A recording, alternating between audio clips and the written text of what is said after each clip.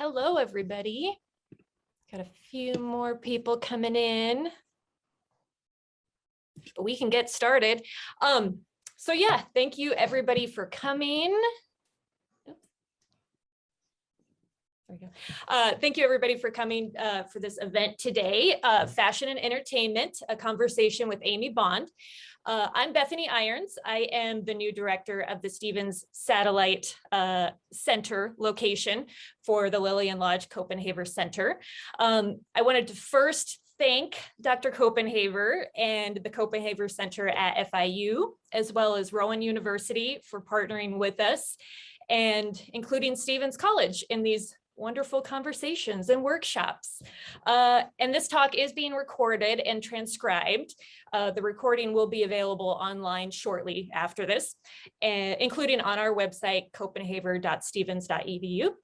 I do ask that you keep muted during the talk. And if you have any questions, feel free to type them in the chat. And I hope you do have questions. But I have the pleasure of introducing our speaker for today, Amy Bond. Amy is a '92 graduate of Stevens College, and she is a fashion designer, producer, and educator. She competed on Project Runway season 16 and was also a supervising fashion producer of Next in Fashion, a fashion design competition that debuted on Netflix. I'm going to quote Amy here. She has said, Project Runway season 16 taught me that leaps of faith are necessary and exciting, regardless of where they land you. Working with and around such diverse talent reinforced to me that change and growth are always possible, and the opportunity to do both should never be turned down. I believe when you have something to give, you should share it with those who make an effort to receive. So I wanted to thank her for her willingness to share with us today. So without further ado, welcome Amy Bond. Thank you. Nice to be here. Yeah, great to have you.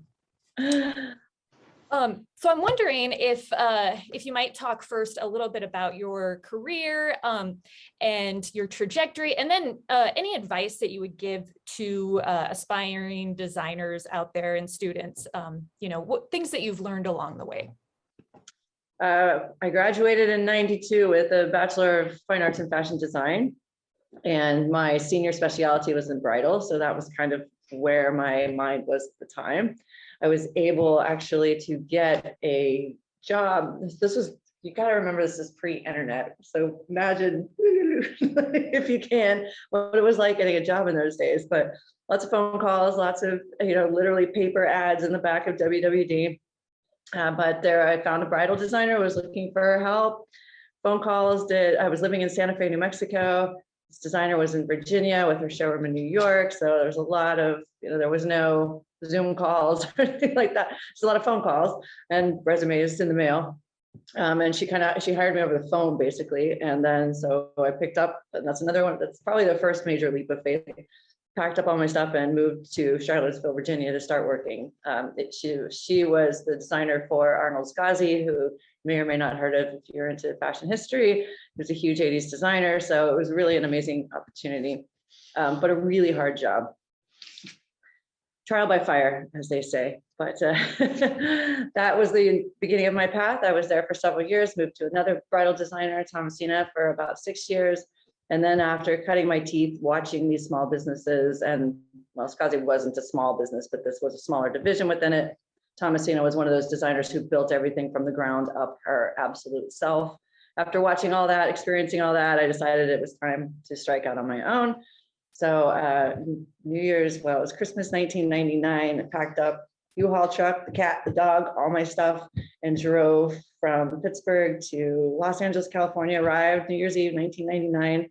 No place to live, no job, bunch of stuff in a U-Haul. Lived in Motel 6 for 2 weeks, till found a loft in what was then the Artist District. It was not any place anybody really wanted to live. Imagine Soho in the very early days. It was rough, we'll just put it like that, but it was cheap. So I managed to set up a little factory, lived in the factory, is a similar space to this, and just started producing my own clothing line. And we just did everything ourselves. And it was put the clothing on a rack and go from store to store, literally come to the front of the store and be like, hey, is your buyer in? I've got this new collection here.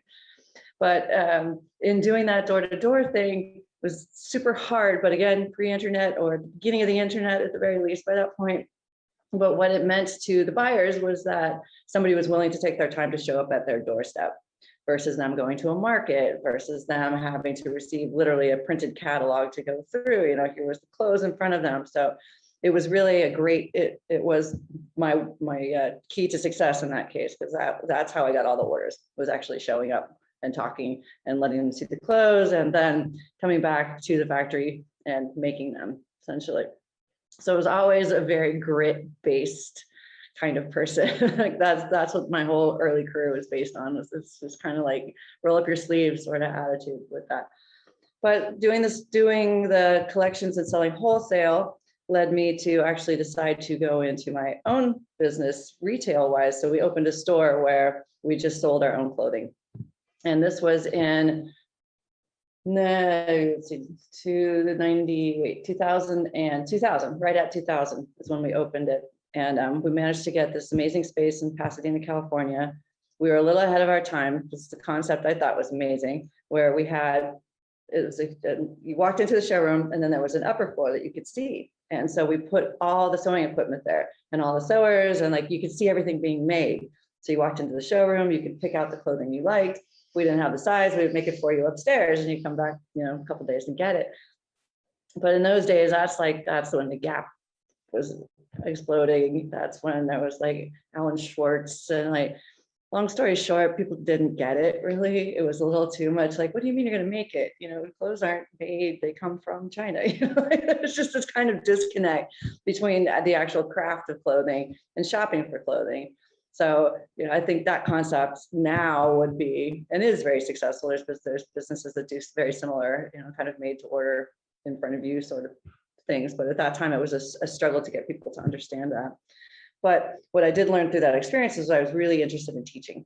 So when people would come in, I wanted to talk about the clothes, how things are made, and, you know, this is what this seam is. So that really led me into teaching fashion rather than just trying to sell it.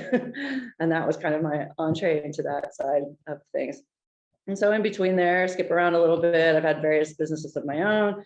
I do a lot of consulting work for other businesses, sample making, pattern making, design development, product development, that kind of thing. I've been doing that pretty much since I started teaching. And then Project Runway just kind of fell out of the sky, literally. It's still kind of a whirlwind to me, going from casting, the initial to the casting. It was like a heartbeat. Something I never thought I'd do. Like, reality TV was not my thing. Never really watched Project Runway. I just didn't. Certainly no slide on the show, obviously, but it just was not the sort of thing I'd watch from day one. So I went in a little unawares, although I tried to watch some back catalog to it. But that was an amazing experience. It was just really cool. And it was very cool to be able to get onto a national platform to kind of have a chance to discuss your work. My personal experience with it wasn't as robust as some of the other people, where they really got a chance to talk to the judges about what they were doing. I never made it to one of the finals. Like, they never put me in the top 3 of anything. And I was never in the bottom except the team challenges. And then I got cut right before the finals. So I always wanted a chance to be like, hey, don't you see how amazing what I'm doing is? But, you know, fortunately it's out there. So if somebody finds it amazing, you know, then they can review it on their own. And then that led me to being picked by Netflix, or by the producers of this particular show, to be the supervising fashion producer for Next in Fashion. And what that meant was they literally said, look, we know TV. They actually came from cooking shows. We know how to make competition shows. We don't know anything about fashion. So, like, we're going to go do our thing and you go do your thing, and you're responsible for everything fashion down to the last pin.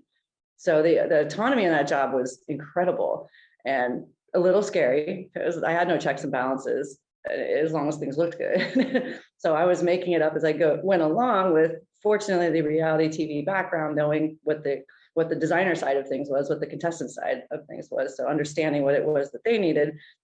Also being a fashion designer and understanding what kind of things you need to make things, and then what the equipment should be and how the layout should be and what you need to kind of progress through garments, especially at that pace.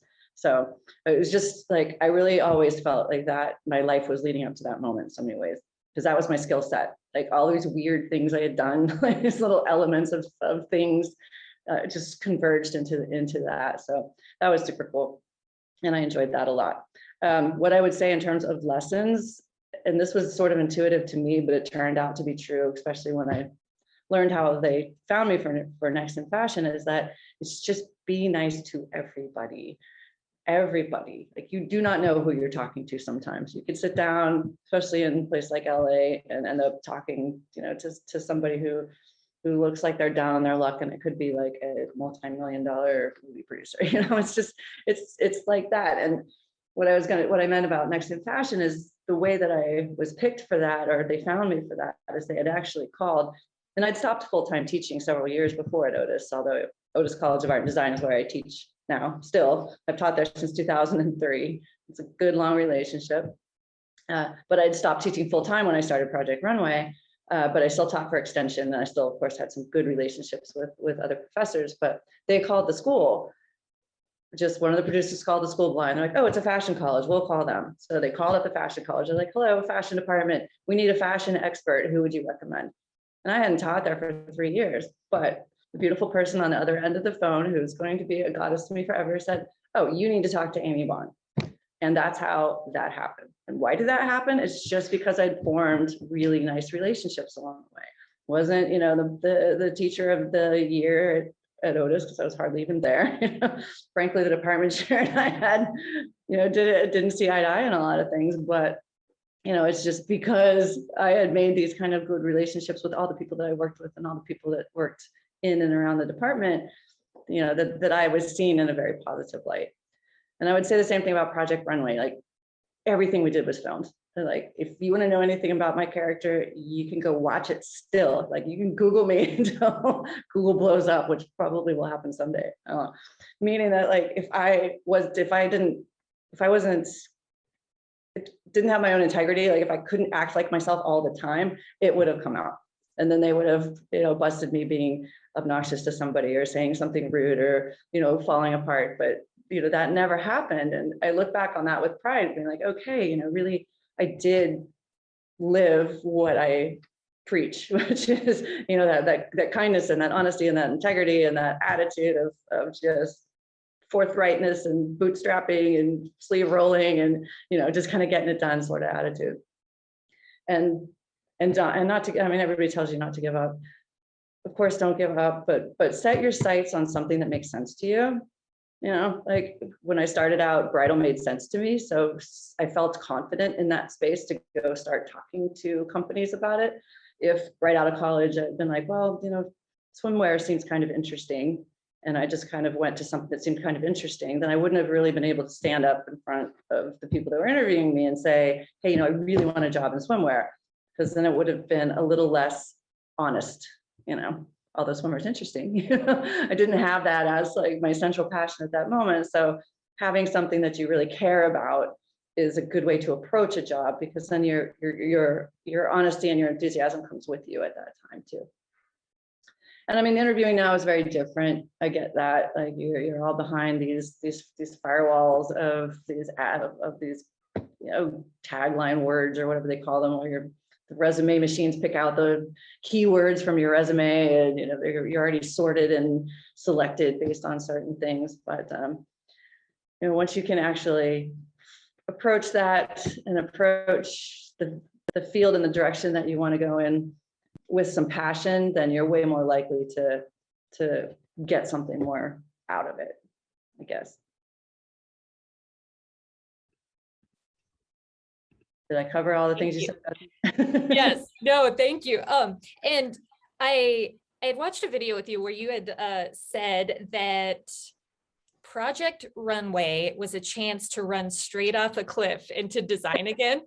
And I love that statement. What advice could you give to students or, designers just starting out about embracing the unknown and about resilience? Yes, I do remember saying that now, and that's exactly how it felt. I gotta tell you exactly how it felt. Once I got there, I'm like, what am I doing? It's this, there's a lesson in everything. There's absolutely a lesson in everything. And as small as a teacher giving you a critique, or something you made and fitting beautifully or not fitting, or, you know, from the biggest things to the smallest things, there's a lesson in everything. And the more you open up, the more lessons there are. So, you know, running off that cliff, I've always said to kind of, my career is kind of like I'm always building the bridge under me as I go, you know, which I wouldn't always recommend to people because it's an extremely stressful life. I'm not gonna lie about that, because you're constantly, you know, looking for the next plank to go under you. Oh, that's my life decisions. I like that kind of chaos in a way. I like to have to think on my feet, and I like to have to be adaptable. But should you choose a more cautious route, which I completely respect and really would advise, just remember that there is a lesson in everything, and that there are no wrong turns necessarily. If you get a job and you hate the job, you know, it's not the end of the world. It's kind of like, okay, so what can I take from this situation that is positive? And maybe it's a certain skill, maybe it's a certain relationship with a coworker, maybe it's just like getting a little thicker skin so that you immediately start interviewing other places to be able to get out of that bad situation. And whatever it is, there's literally a lesson in everything. So you have to stop when you get so upset and you're like, why is this happening to me? It's more like, okay, what can this teach me? That's a much better way to look at it. And then you can kind of start using those little building blocks for your next experience.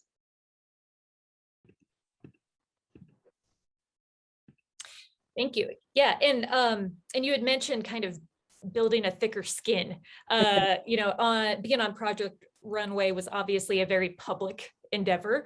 How did that level of publicity and attention on you and your brand, how did that really shape your practice, or, you know, did it?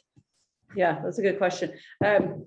Anybody in the arts world, whether you're or creative world, I should say, whether you're a writer, whether you're a painter, whether you're a fashion designer, whether, you know, you have to have enough bravery to put yourself forward.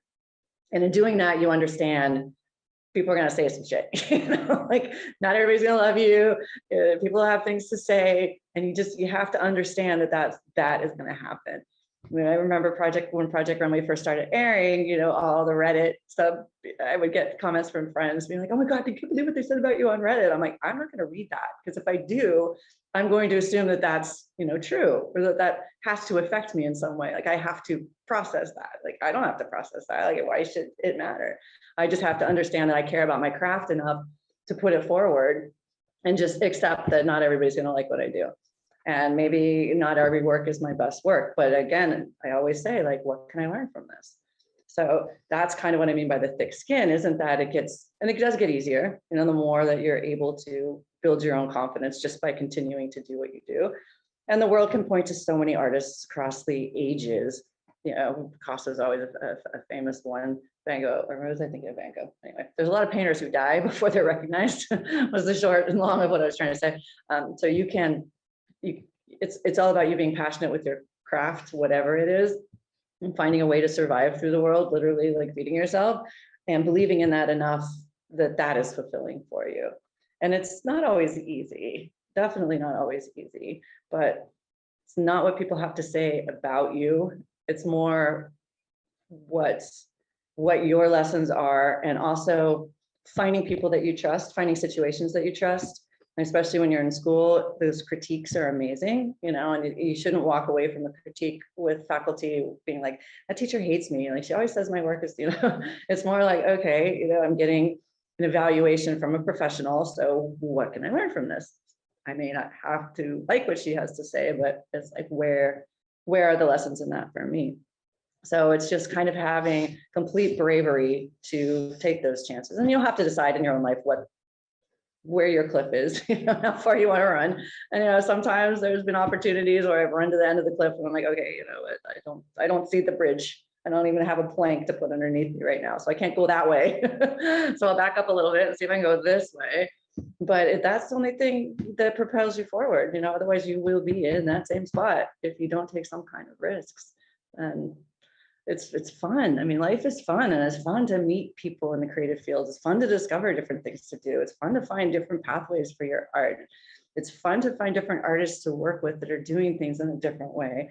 you know, because there's something to learn from them. It's not a competition. I work with so many other fashion designers, and some of them are better than me at some things, and it's not really a scale of better or worse, but are more accomplished in certain areas, and there's some things that I'm more accomplished in. But by sharing those conversations together, you know, it's more fun. It's like, I'm not in competition with you. You know, I'm an artist just like you, so let's just have some fun. And I think I went off on a tangent there, but No, that's great. Very, very helpful advice. And I want to mention, just because we had a few people joining us after we had started, but please feel free to put questions in the chat. We would love to, you know, get to those. So you had talked about finding people that you trust. Can you describe the importance of collaboration in your career, and how do you find your people, or how do you find your people? The whole tribe thing, right? That's a difficult one. Well, actually, I shouldn't say it's a difficult one. Sometimes it comes really easy. Sometimes you just land in a spot. You know, Stevens College was one of those spots for me. And usually college for everybody is that first spot where you find your tribe. You know, you start to meet people and you start to gravitate towards certain people, and especially if you're working in a department like fashion or anything that's a creative field where you find yourselves late nights together doing things, you know, whether it's writing a paper or, you know, finishing a presentation, whatever it is. And you can just kind of sort out, you know, the people that you click with. And that, I mean, there's nothing more uplifting in life than relationships. I mean, I could sit here and make clothes all day long, but if I'm here in my own little tunnel, you know, it's not fulfilling. Like, we are human because we need relationships. And when we can actually bring ourselves to creative bliss around other people and with other people, that there's just another level of elevation to that. But collaboration is important in a career because you can make all sorts of different contacts. You know, Sean Ross was one of those for me. I trust Sean Ross. And the reason that I did is I just ended up moving next door to him. We ran to each other in the hallway. And it was right after Project Runway. And we like looked at each other. And he's like, do I know you? And I'm like, don't I know you? And it's just one of those, like, we're, you know, funny kind of moments. And so at first, I'm the fashion designer next door, and he's the, you know, celebrity model dude. So of course I'm going to make him an outfit. But through that process, we became such close friends.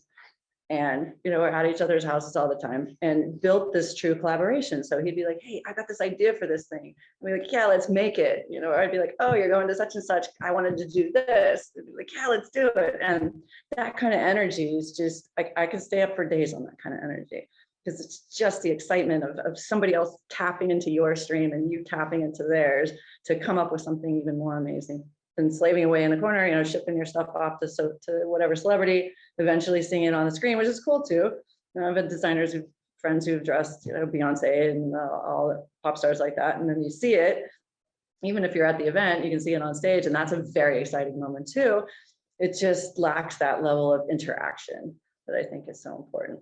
So, you know, your tribe can always is the people that become your closest little creative circle, but it, you know, it can expand into those bigger circles too, where you have those moments. But I never turn down an opportunity to meet with somebody.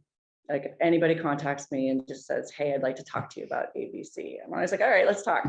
You know, whatever it is, let's just talk about it, because you just don't know what those opportunities or that person is going to be like.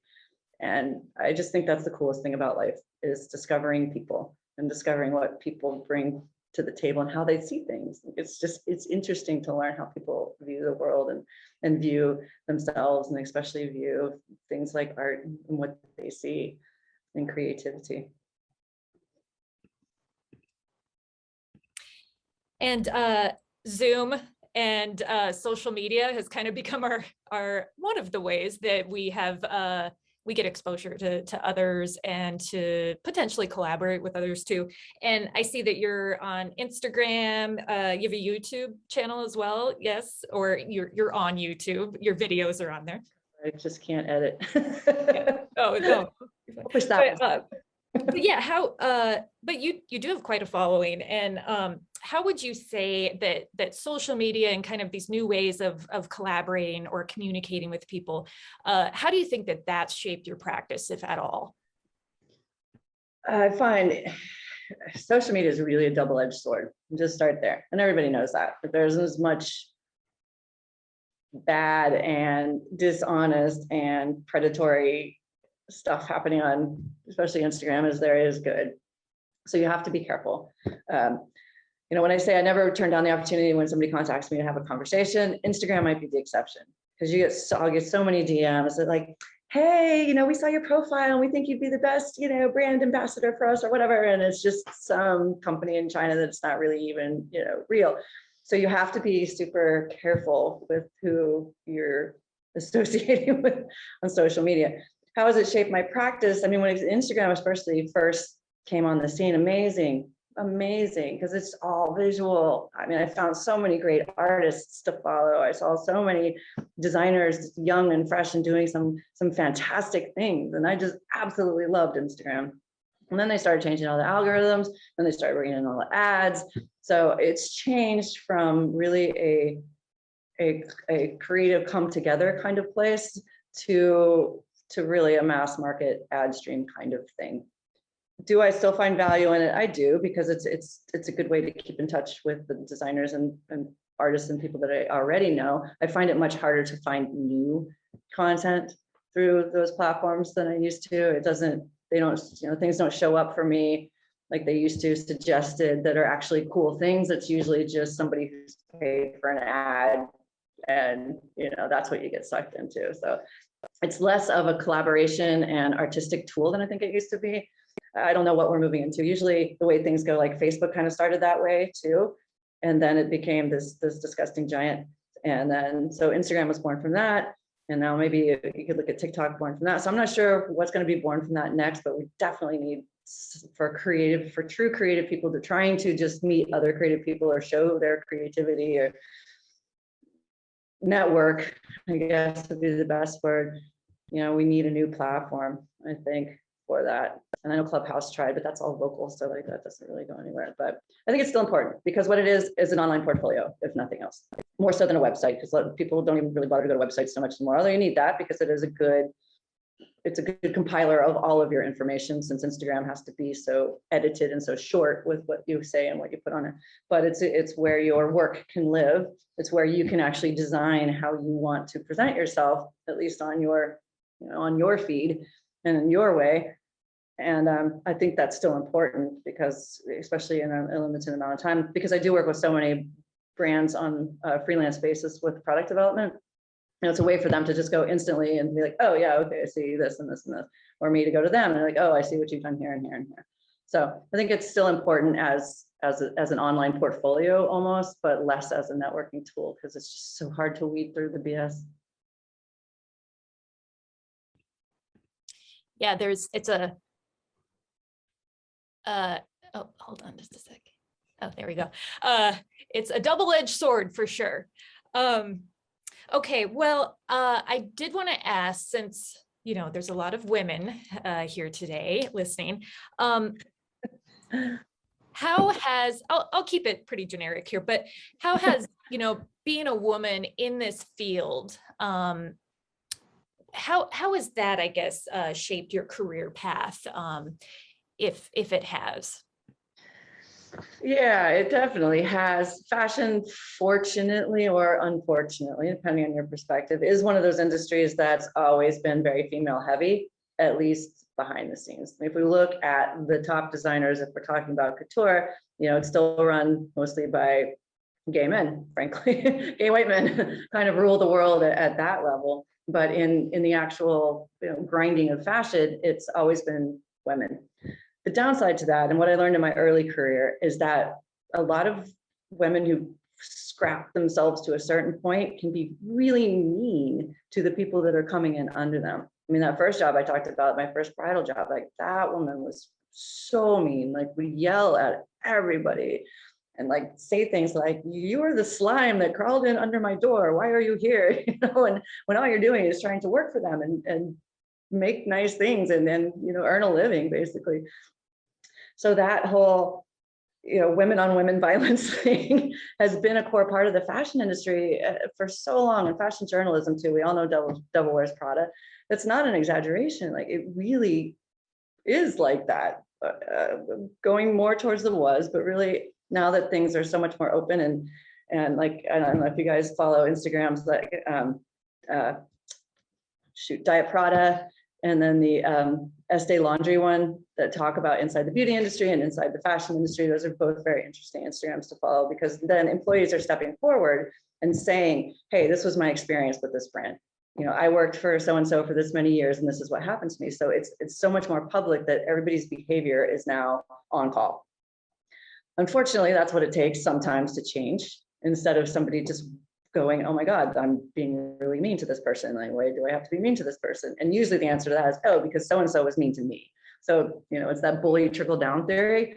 But now that it's all getting kind of called out on this level, I think women are really banding together more in the industry for the first time and actually supporting each other. So it's more like, hey, I see this young person, you know, this young woman coming through, and I don't want her to suffer the way that I suffered. That has been one of my main philosophies since I got out of that job. I'm like, I am never, ever treating anybody like I was treated. I don't care what I suffered, you know, in my perspective, I suffered through that so that nobody else has to. And I want to be a revolution within the industry to change how people are treated all the way through. And so I've done that with my students. I've done that with anybody that's ever worked for me. I've done that with anybody I've ever collaborated with. And it's honestly, you know, I think the more love you share, you know, the more there is out there that the person can take and then move on to the next scenario. So I think being female had definitely affected that. If I had come into the industry, and I've seen it with some of the guys that come into the industry, you know, they are treated differently. It is kind of it's a different thing. And especially in the early days of the industry, you'd notice that all your coworkers were female if you're in the design room, but the bosses were all male. So it tended to be this, you know, very stratified sort of situation where women were expected to work really hard and do this level of work, but, you know, they weren't here necessarily. But there's been so many positive female run companies now that have sort of flipped that on its head. And hopefully it becomes like a very good balloon effect where everybody starts to look at the industry that way as collaboration, not as power structure so much. Yeah, and find your support system. You know, like you had mentioned in the beginning of our chat, you know, there was somebody who said your name in a room where, you know, somebody was looking for a designer, right? And that's how you got started. And, you know, treating everybody with kindness and respect. I do this, treating everybody with kindness and respect, because you never know who you are talking to as well. Okay, so we have a question in the chat here from Jennifer Toll, who is our new director of the agency here at Stevens. She says, I appreciate your view on the lessons in life, and you seem to have a great attitude and outlook. Can you share any of the resources, people, and or things outside of fashion or TV that have been helpful to you on your journey? Wow. You're gonna make me get all hippy dippy, huh? Because that's an important part of all this. Yes, absolutely. Thank you. Yeah, for sure. It's funny because over the last, I've had a weird, just to be personal, I've had a weird path over these last 2 years. Everyone has with COVID, of course. But you know, pivoting to online teaching was number one. Then a lot of businesses that I was working with kind of shut down or had to go on hiatus just because they weren't able to sustain themselves through COVID. So we watched the world kind of crash around all of that. And then I was actually diagnosed with breast cancer during all that, just last May. So I had to really kind of sit with myself and go, I can either go one of two ways. Woe is me. Why does God hate me? You know, like, why me? I can't believe this is happening. Or kind of like, what can I learn from this? And that's why I always go back to that. What can I learn from this? What can I do with this? And so what I did was really start a spiritual journey, I guess you could call it, meditation practice. You know, I was already doing a little yoga, but really that was more for exercise, but learning how to do meditation. And actually what I recommend is called Ziva meditation, Z-I-V-A meditation. This woman, Emily, it's basically a meditation practice, but we all say to ourselves, I think, if you've ever tried to meditate, I can't meditate, I can't quiet my brain, I can't sit still that long, I have ADD, so I have that problem. Like, there's no way I can sit here for 5 minutes, I can barely sit here for 2. But what she teaches and the philosophy behind that, and a lot of other meditation teachers, is that it's really not about telling yourself to shut up. You don't quiet your mind, you allow your thoughts in, and you just kind of sit with your thoughts. So when you look at it from that perspective, where, oh, I'm just gonna sit here and think for a little bit, and if I wander over here, that's okay, I can pull myself back here. It's like you can't fail at it when you look at it from a perspective of whatever happens to you during the 10 minutes that you choose to sit down is fine. Then you will never fail at it. And just learning how to kind of to be quiet and center has been super important for me, because otherwise, you're bouncing off the walls all day long. So that's been important. And I also like to read and listen to a lot of historically esoteric or like spiritual teaching kind of stuff, from Dalai Lama into some more contemporary things like Mitch Horowitz, who's a writer who writes a lot about hidden America and well, occult America is actually where he started, but kind of self-help, but more like shifting perspective, instead of like, you're not looking in the mirror every day and going, I love myself, I love myself, I love myself, because even you won't believe you, but more like, hey, like, how can I shift my perspective to perhaps take this in a more positive direction, instead of just looking at all the why me's. Maybe it's like, okay, where do I go from here instead? And so I adopted that kind of perspective just before cancer diagnosis. And really, that's probably what saved my life, because I got through all of it without falling apart. And you see me now, healthy. I've just been declared cancer-free. I finished radiation 2 weeks ago. So thank you. I know it's like from May till where are we now? October, and I'm done. So, having that kind of center within yourself is extremely important. And if it was just about work or just about life, then it's still important. But when you hit these major obstacles, COVID for some of us was one of them. And then personally, the cancer thing was for me, then you got a place to come back to, no matter else what happens. So I think that's important. It's the spiritual health thing. Of course, we know how to take care of our bodies, or what we should be doing anyway, but having that spiritual health is really the anchor, and it helps your creativity, because you don't feel so like scared and upset, and like, stress makes you stupid. When you get too stressed out, you're like, that's when you can't find your keys. That's when you're like, oh my God, I just cut that thing backwards. Like, why did I, and that feeling. So like, if you can get rid of letting your mind go there, then you can prevent so much of that other crazy stuff from happening. It's possible. Thank you so much. And that's wonderful news. First, but yeah, and I think it's great advice that you don't have to always be go productive all of the time. I think that there's a lot of productivity in just sitting with yourself and not necessarily doing things, and just quieting your mind and being with yourself. Can be very productive and necessary. It doesn't have to have, meditation around it. It just has to be like, relax, just, and then the whole trying to sit Indian style thing, that's the other thing that always killed me. Like, I could never meditate because I thought you're supposed to sit like cross-legged, and then you had to do the thing with your hands. Like, to me, that's super uncomfortable. But Ziva meditation also teaches you, sit in a chair, just relax, put your shoulders against it, like, just sit like a normal person. And then you can find yourself relaxing more. When you take all the rules of what you think you're supposed to do, finding that relaxation moment, because we've all, even in an airport, when you put your head down, you like close your eyes for 5 minutes, you feel so much better. That's basically a meditation. You're basically already doing it. But when we put labels on it, it becomes difficult. But doing that is what inspires your creativity. It's not even, oh, I'm so busy, I can't. It's kind of like, oh, because I'm busy, I'm going to do this first, so I'm better at being busy, would be the way I'd put it. Yeah, absolutely.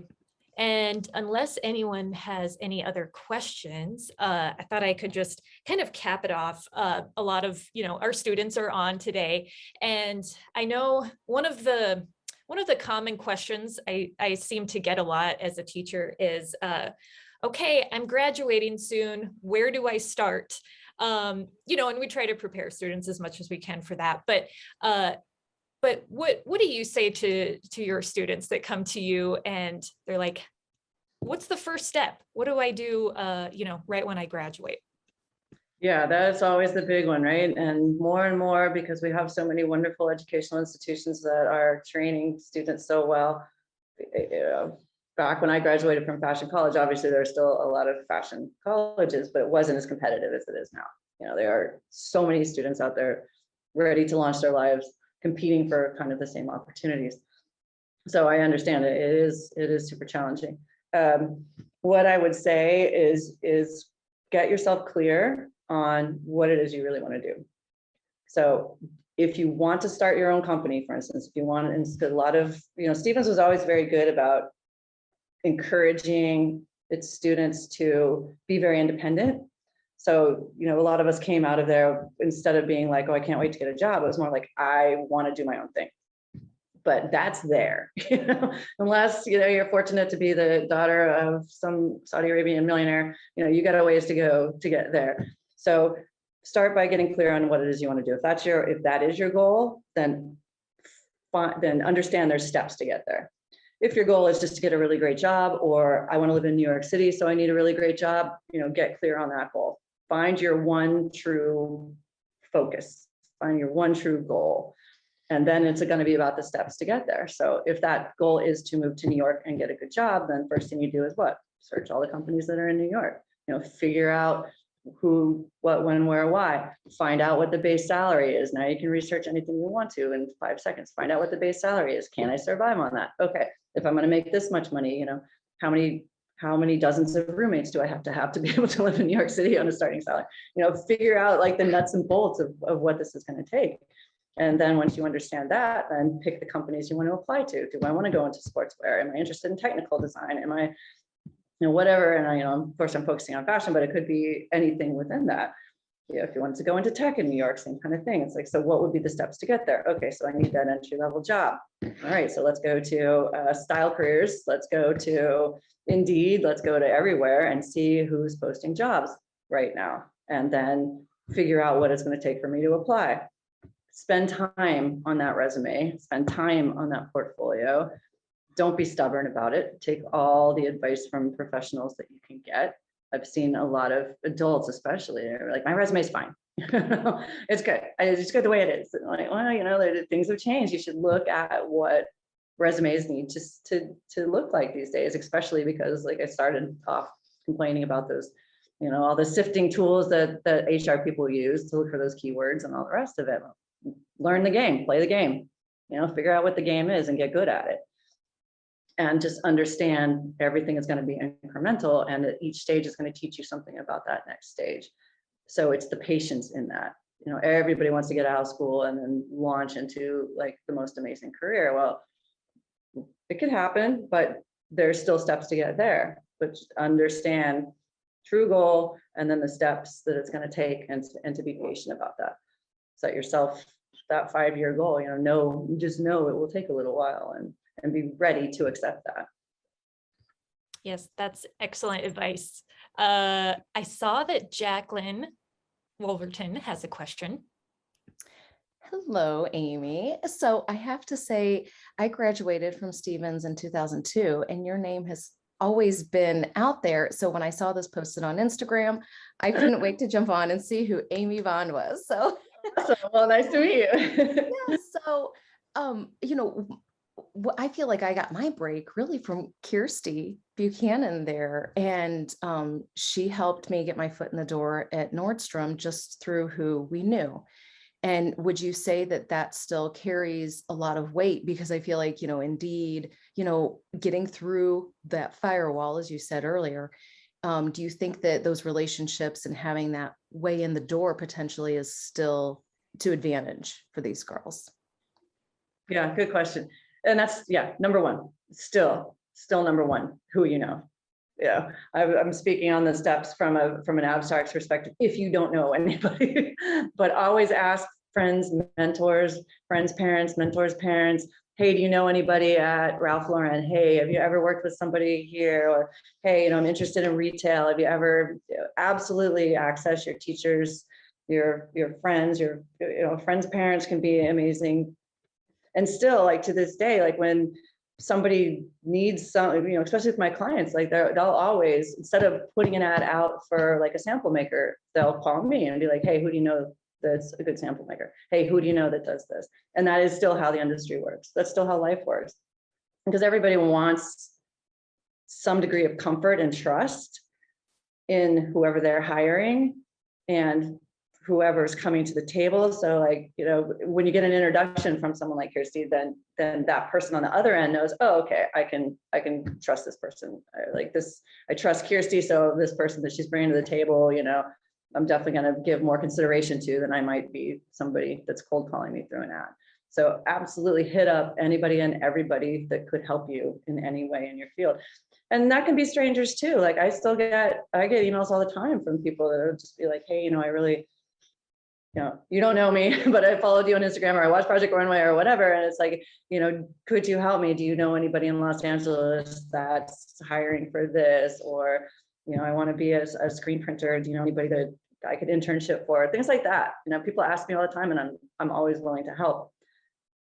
Never be afraid, especially with DMs, because it's so freaking easy to just DM people that you follow, that you're interested in, that are doing something that you want to do, that look like they have a connection to somebody that you want to have a connection with, and just ask nicely. You know, don't take too much of people's time. Don't be like, hey, can I, you know, pick your brain? That's the worst thing. Never say that. Never say, can I pick your brain? Because that assumes that like you're just going to spend too much time, you know, needling somebody, but more like, had a quick favor or just a quick question, you know, respect what you do, looking to do this, do you have any advice or any way you could help? And generally people are very responsive to that. So it's an excellent point. You know, I don't mean it to be like you have to just work through Google and the internet and, you know, do all these abstract, very impersonal things. If you can do the personal thing first, that's absolutely the best way to start. Excellent. And thank you for the question.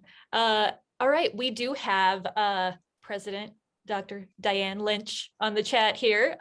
She says, hi, Amy, thanks so much for doing this for us. So what's next in your own creative journey? What's the horizon you're headed for this year, 5 years? Hello, nice to see you. Not entirely sure, to be honest. A couple things are happening right now, and they're all pretty interesting. I'm in Pasadena, California right now, but if you can tell, it looks rather barren because I'm actually just leaving the studio. I'm moving out of this particular space. One of the things during Cancer Journey is that we took a place in Miami Beach.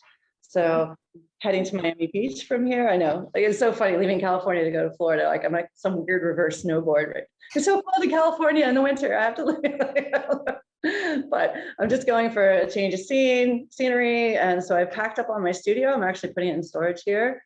I'm gonna go hang out in Miami Beach for a couple months.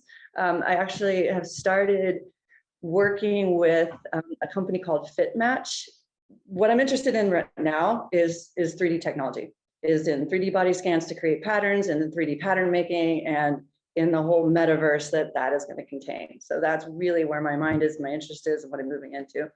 This company is located in Fort Lauderdale, coincidentally. I did some consultations with them here, consulted for them here in LA, but in going there, I hope to get a little more robust with what they're doing at the home office. And I'm planning to work more digitally in general. You know, I'll never give up my craft, but I'm finding that I spend less and less time on my machines, you know, in this tactile way, and more time kind of conceptualizing in a more digital landscape. So that's definitely my next step. Where it's going to happen, not entirely sure. You know, I'm still with Otis, so I'm still teaching obviously online, but I'll always have a home base here in California. We still have a place in Orange County. So I'm gonna be a little multi-coastal for a little bit and focusing in on that digital universe, I think. So if you have any fashion students here who are interested in that, there's a great program called CLO, C-L-O. You can get a 30-day free trial. You probably have already told your students all that. If you haven't, play with it. It's an amazing 3D software. That's one of the programs that we're working with at FitMatch. Also with Alvanon Dress Forms has started their own 3D side of things. I mean, it's definitely the wave of the future.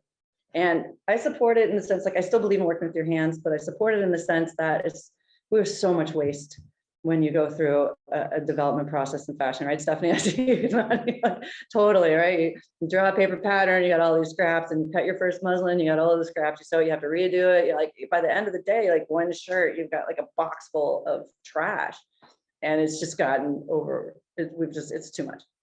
So it has to be a way to at least scale at least that initial process down. And by the time you go to your first sample, you know, you've got the one thing on a hanger, you don't have a box full of trash. So that's where I see that going and where my interests are at the moment.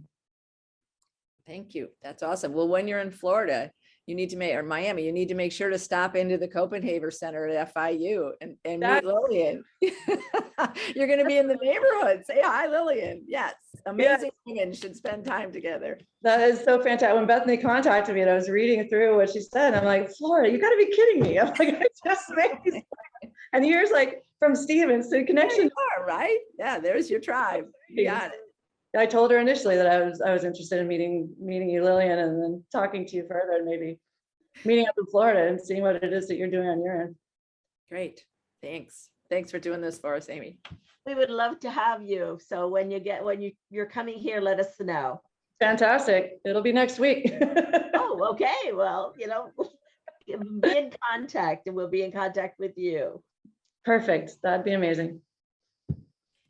Yeah, and that really goes back to, you know, making connections and collaborating with people and saying yes. And yeah. Yeah, not that I would ever say no to Stevens, but saying yes to things like this introduces you, you know, to a lot of other amazing people on a lot of other amazing tracks that converge at these very cool moments. Well, we have just a couple minutes left. Does anyone have any other questions for Amy? All right.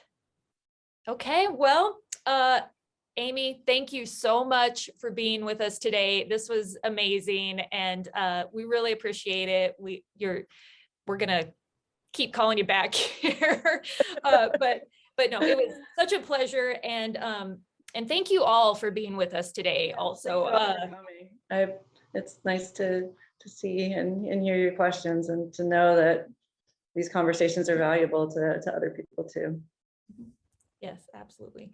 And yeah, and thank you also to the Copenhagen Center and Dr. Copenhagen, you know, and we look forward to continuing to partner with the center and Rowan University for more great workshops coming up. So thank you again, Amy and everyone, and take care, everyone. Bye, everyone. See you in Florida, Lillian.